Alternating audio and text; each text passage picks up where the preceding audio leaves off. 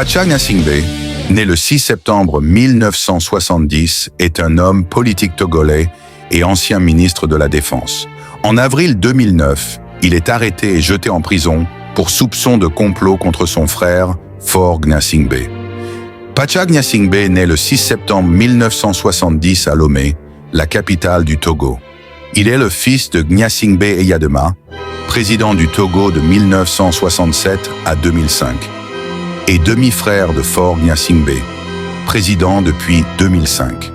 Il fait ses études primaires à Kara, ville d'origine de ses parents, et une partie de ses études secondaires au collège militaire Eyadema de Chichao CME à Kara, puis l'autre au lycée technique de Lomé. Il part ensuite faire ses études supérieures à la Southeastern University de Londres, en Angleterre, où il obtient un Bachelor of Science.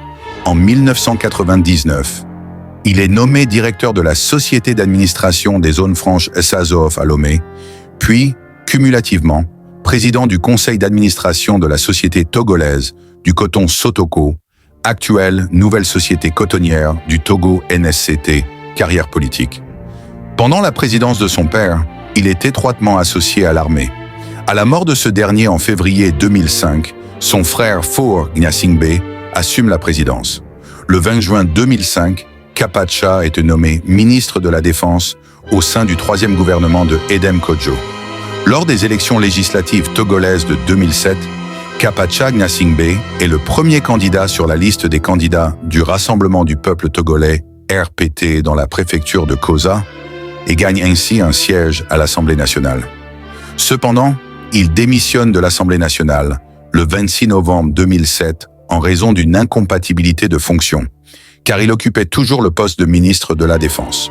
Exclusion du gouvernement Komlan, Mali Gnassingbé est exclu du nouveau gouvernement formé le 13 décembre 2007, avec à sa tête Komlan Mali, et cherche plus tard à regagner son siège parlementaire.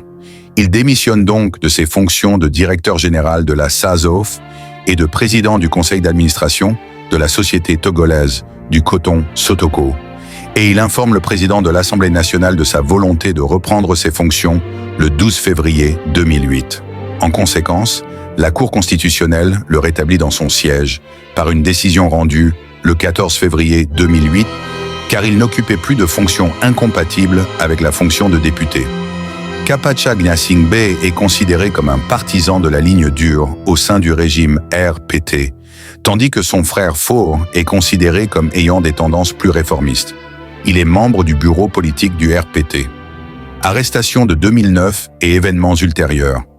Le domicile de Kapacha Gnassingbé est pris d'assaut par des forces spéciales le 12 avril 2009 et 2 soldats auraient été tués dans des combats.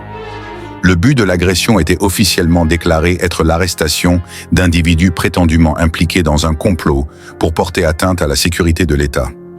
D'autres arrestations sont signalées.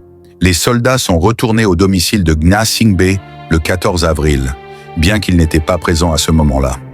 Gnassingbé demande l'asile à l'ambassade des États-Unis à Lomé le 15 avril, mais l'ambassade refuse de lui accorder l'asile. Il est arrêté sur les lieux par des soldats togolais. Kapacha Gnassingbé est arrêté et condamné à 20 ans de prison ferme. Selon le procureur de la République Robert Bakaï, il existait des preuves sérieuses et concordantes indiquant que Kapacha Gnassingbé était à l'origine d'un complot visant à renverser son frère Faure. Le 17 avril 2009, le procureur Bakaï déclare que les conditions de détention de Gnassingbé sont acceptables et humaines. Il décrit également Gnassingbé comme un citoyen respectable qui a servi la nation. Réaction de l'opposition. L'opposition Union des forces de changement UFC critique cette arrestation. Elle affirme que Gnassingbé bénéficiait de l'immunité parlementaire. Cependant, son cas est légalement traité comme un cas de flagrant délit. Selon la Constitution, les députés ne pouvaient être arrêtés et jugés sans levée formelle de leur immunité par un vote de l'Assemblée nationale qu'en cas de flagrant délit. Faure Gnassingbé, s'exprimant à la télévision d'État le 17 avril 2009, a allégué l'existence d'un complot de coup d'État, affirmant que le coup d'État était censé avoir lieu alors qu'il était hors du pays lors d'une visite en Chine. Il n'a pas spécifiquement mentionné Kapacha dans cette adresse. D'autres arrestations ont suivi dans les semaines suivantes. Ces arrestations auraient inclus un autre frère, Esolizam Gnassingbé. Le 26 octobre 2009, l'UFC invoque l'immunité parlementaire de Kapacha Gnassingbé et fait appel devant la Cour constitutionnelle concernant l'arrestation, mais la Cour rejette l'appel le 4 novembre.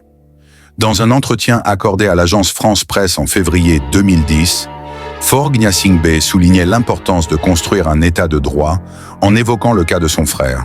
On pourrait le régler en famille, plus simple, mais c'est une question de crédibilité.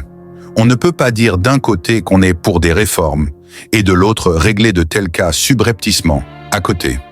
En juin 2021, Kapacha Gnassingbé, malade, demande à être libéré de prison.